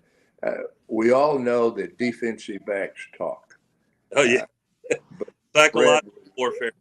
Yeah, Fred was the best one. And I had one at A&M, Chet Brooks, and both of them ended up having great career. Chet went to the 49ers, but, defensive players that can talk and back it up, that's the player you want on your team. First team All-SEC he was, and so deserving. Yeah. Coach, you guys haven't asked anything about what's going on in college football today. That's the next one. Yeah. Coach, we weren't just going to do look backs, because I suspect you have strong opinions nowadays, and I'm glad you pivoted us to that. And you were renowned, Coach Sherrill, for really what I would call really smart roster management very selectively and intelligently going into the JUCO ranks. And so given that, feather in your cap, you're uniquely qualified, shall we say, to talk about if you were coaching today with the insanity of 24/7 free agency with the transfer portal, not just JUCO, but with the portal, how would you be trying to, at a SEC school like Mississippi State or Auburn, much like Georgia and Alabama are going to get whatever they want, we know that. But how would you manage the roster between balancing high school versus the portal these days? Well, it's no rocket science. And, when you look at rosters and you look at teams that win, it's teams that have maturity in seniors. The same thing in Pro Bowl. The teams are going to win the Super Bowl are teams that have not only great players, but mature players.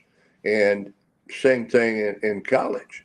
So the roster management should be where you have certain numbers, and mine was 20 in each class. And then you go by position in each class.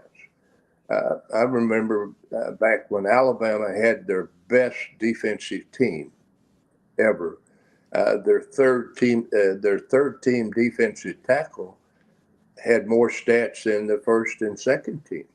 So when they lost that first team defensive tackle to the Pro Bowl or to the pros, those guys at the bottom. And if you want to look at and predict what teams are going to be this coming year, you look at their roster and see how many kids coming back, but look at their production that they had last year coming back.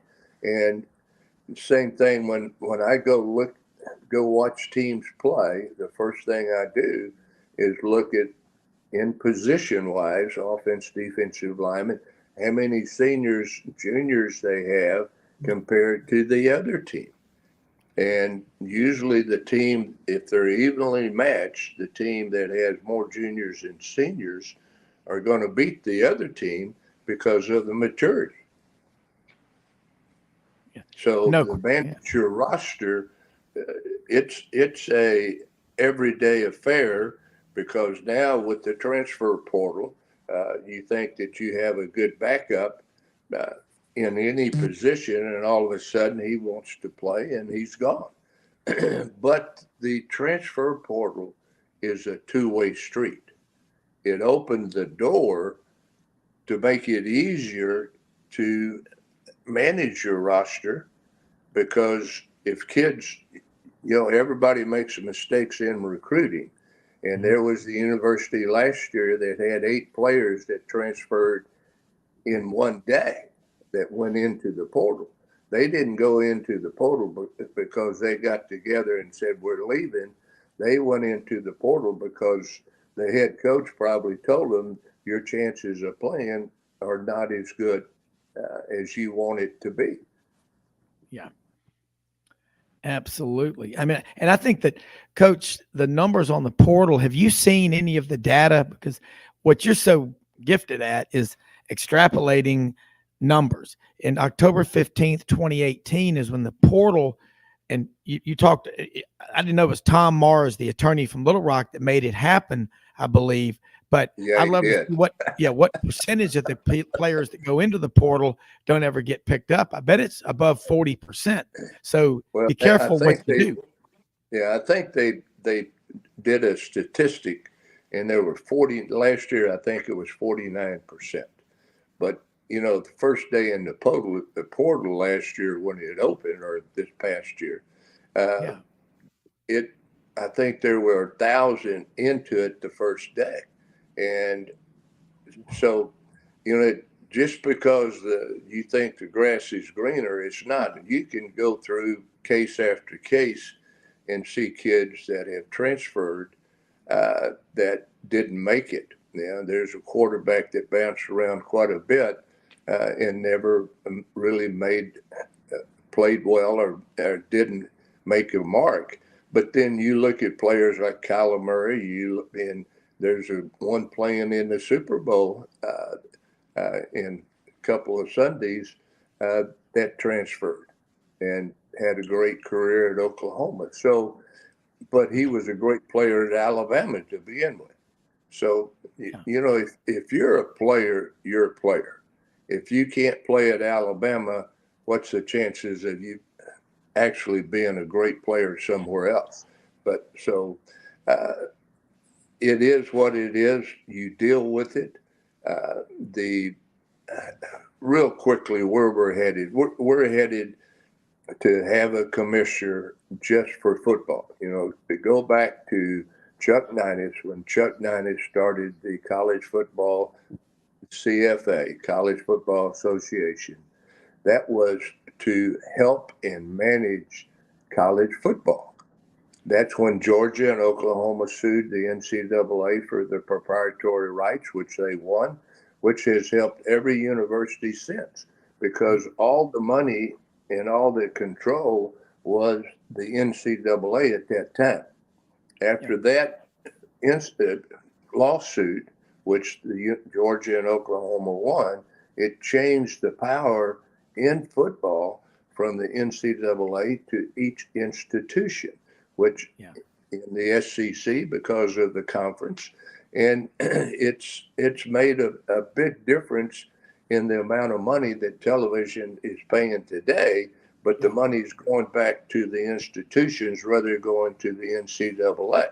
And, you know, we don't think that money filters down, but it does. It goes down to Troy, it goes down to other universities that are not in what we call the Power Five. Now, where we're going is we will end up in a very short period of time into a NFL football model where you have East and West, two conferences in each, and in play for a national championship. Yeah, because there are universities that are not going to make the commitment. Coach, can you hold those thoughts? Hold those thoughts. We're going to take a quick break. I want to come back and hear this because this is just very. You are again a visionary. So we're going to be right back with Coach Jackie Sherrill after this quick message.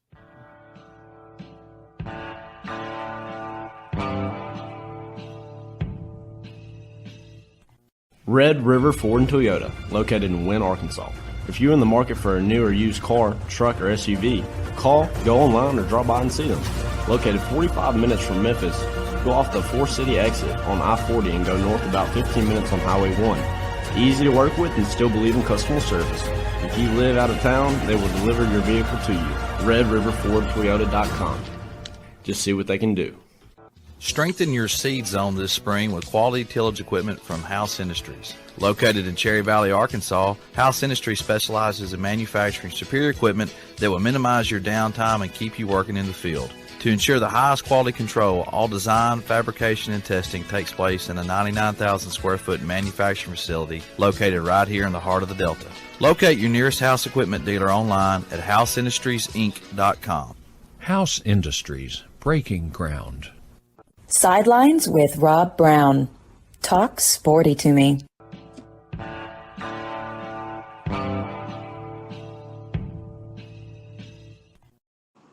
Rob Browne back with Doug Dean and Coach Jackie Sherrill. And Coach, right before the break, you were on a roll talking about where we're going in college football, and man, we're ready.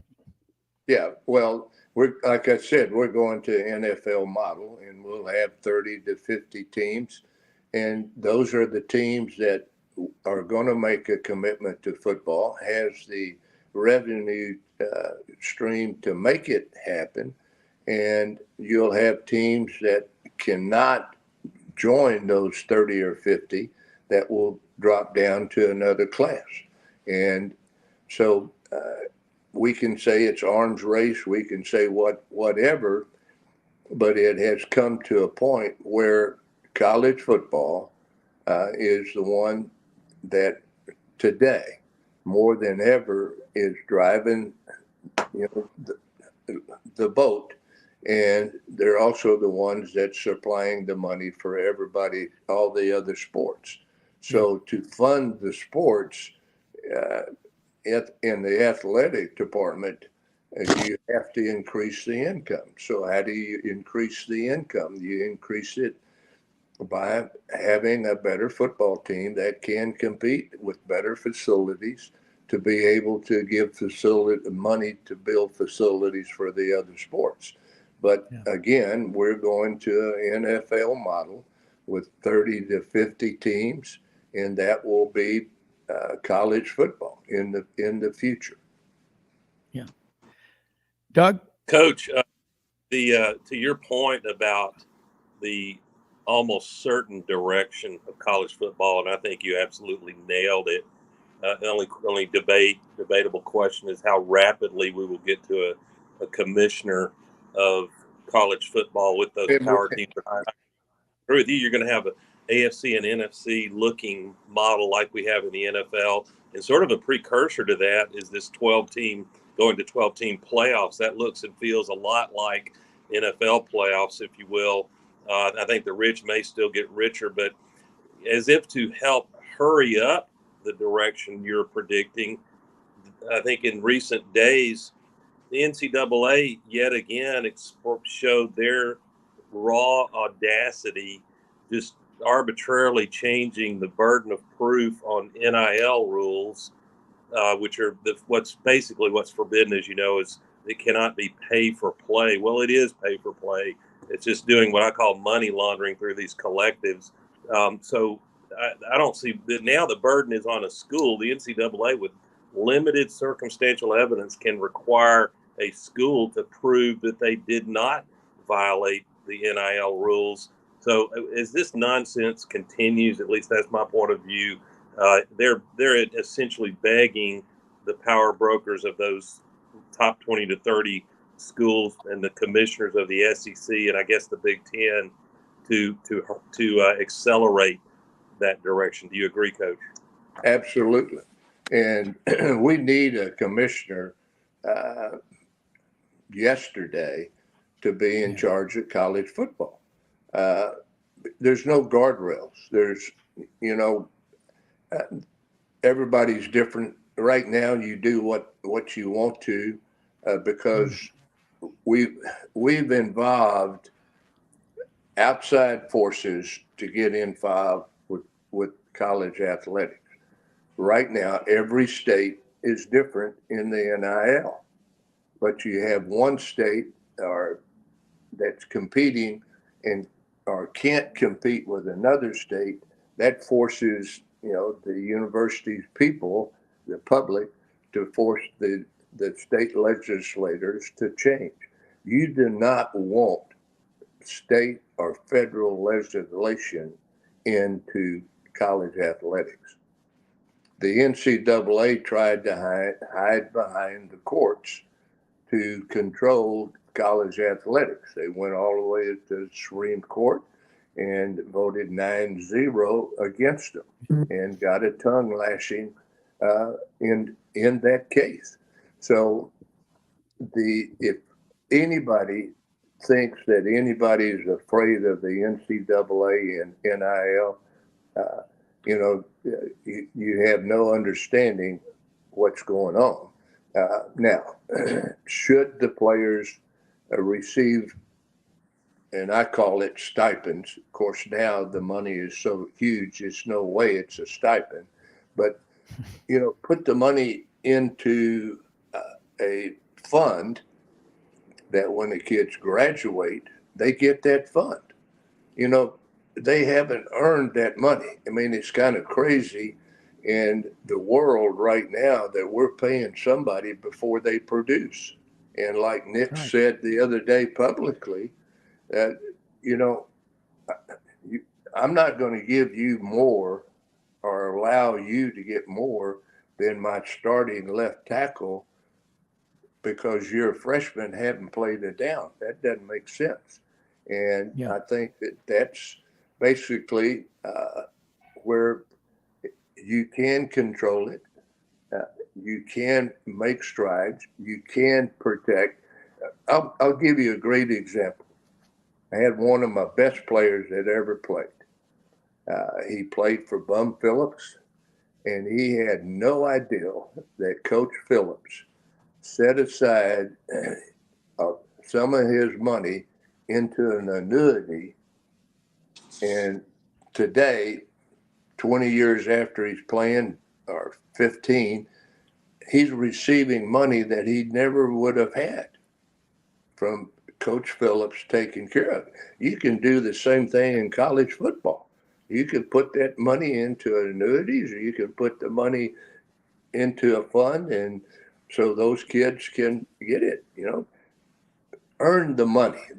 I think that there's not a coach out there that will not tell you earn the money. Yeah.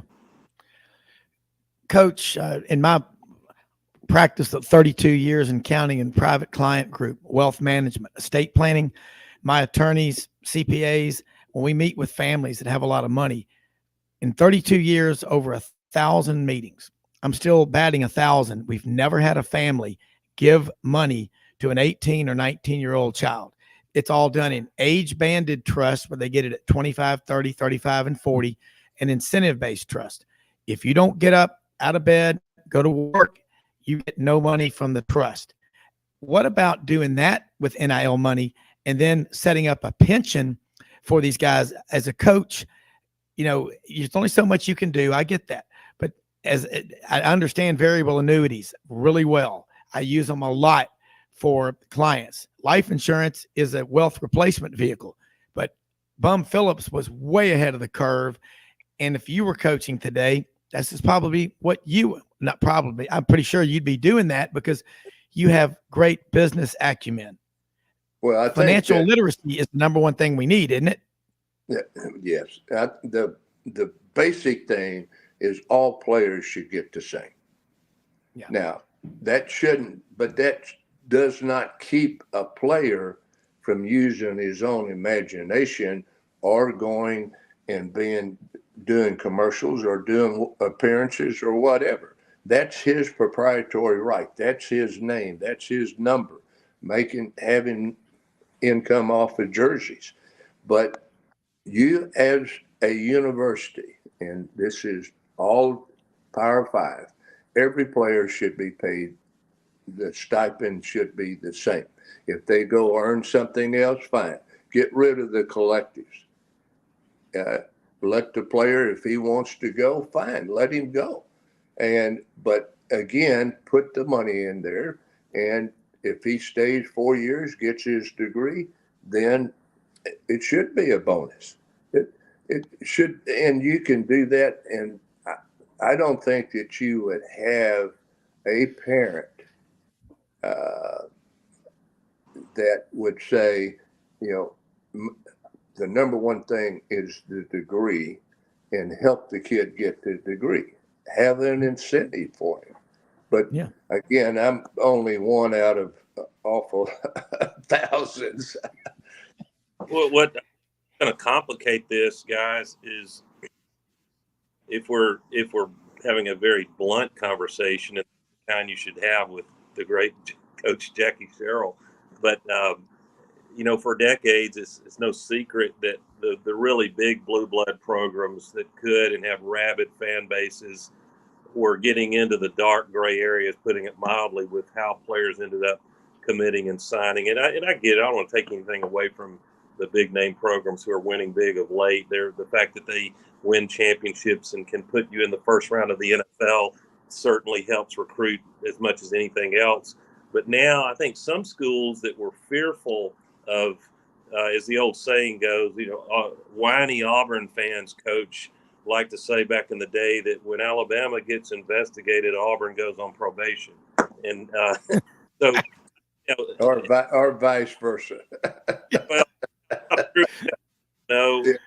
Hey, you said something. I spoke at a Montgomery quarterback club years ago.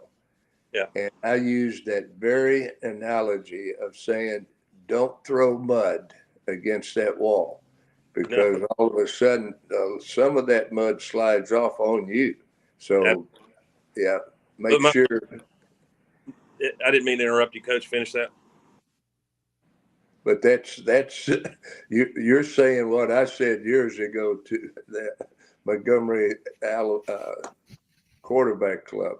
Yes, sir. And to kind of put an exclamation mark on my point, I don't know if this is valid, and that's probably not admirable, but I think some programs that were fearful to have these, dark operations that find a way to get a player to the 4 and 5 stars to commit to them. You saw Ole Miss go through that to the demise of Hugh Freeze at the time. But I think with NIL coming along, there was jubilation that, as Lane Kiffin put it in SEC Media Days, the NCAA has now legalized cheating. Well, that's sarcastic, but there may be some truth to it, that maybe there's going to be competitive balance, that if it's all above board and you do NIL properly, some of the schools that are not top 5 or 10 felt like we can sign great players now if our fans care enough to fund these NIL collectives. Yeah, that's true, but you have to understand, does certain schools have the same amount of money in a collective that other schools do? So, Of course. I mean, from the first day, the NCAA has always stood behind legislating equality. There's no such thing. If you live and you go back in the history of football, has Michigan been good? Has Ohio State been good? Have they been better than Purdue or Indiana? You can go on in the SEC area. Has Alabama been good? Has Georgia? Has Florida? You can go on and on. They were good back in the old days, as we call them, but they're still good today. There's a reason for that. ExxonMobil made more last year than they've ever made in the history of their existence, but they were good back in the 20s and 30s too. Yeah. Tradition never graduates, and you got a model and a process, and then you get the right people involved. A great athletic director that has a vision. Who would be the best athletic director is the one that goes and raises funds, mm-hmm. that puts people in the stands by innovative ideas, and gets out of the way and lets the coach coach. Yeah, Coach, I'd like we talk about what's shifting, the earth plate shifting nowadays on the NIL and the portal, and I would like to get some of your thoughts on between the lines, actual ball. We just got about 3 minutes left, so yeah, that Coach, I want to say this is just incredible stuff. So let's go. I'll be quick. If you were coaching a perennial top 10 or 15 program today, with the way the game has changed and how referees function, the targeting rule, and it seems to favor offenses, especially protecting quarterbacks, what kind of offensive and defensive systems would you be installing to be competitive today? Well, first of all, you still have to run the football. When people say, I'm going to not run, I'm going to throw, and you can go back to Mike Leach. When Mike Leach had his best football teams, he also had running backs that gained over 1,000 yards. So it's not throwing the ball every down. It's throwing the ball to be productive. You have to be able to run. You can't be one dimensional, either running or throwing. If I can get you dimensional, I've got a better chance to beat you. You also, in the overall scheme, you're looking at the teams that are playing in the Final Four, or now will be the 12, are teams that also have and execute with tight ends. Yeah. At one time we got rid of tight ends. Those tight ends are coming back. now you'll also start seeing fullbacks start coming back into the game, where they've taken a glorified offensive lineman guard like I was to play fullback, and to give you and more power or more outnumbers on one side or the other or whatever. Now, defensively, it's never changed. You have to put speed on the field defensively, or you're not going to win. If I can't match up speed-wise, that's like when the run and shoot came in, we would take our defensive tackles out, take our defensive ends, move them down, and put in 2 more strong safeties to play. So we put speed on speed to be able to protect, but also we put more speed against their offensive linemen than they could protect. Yeah. Coach, this is just, I mean, we got to get you back on here again soon. Every time it just gets better. You're like the 200-year bottle of French wine that's been in the cellar. You just keep getting better.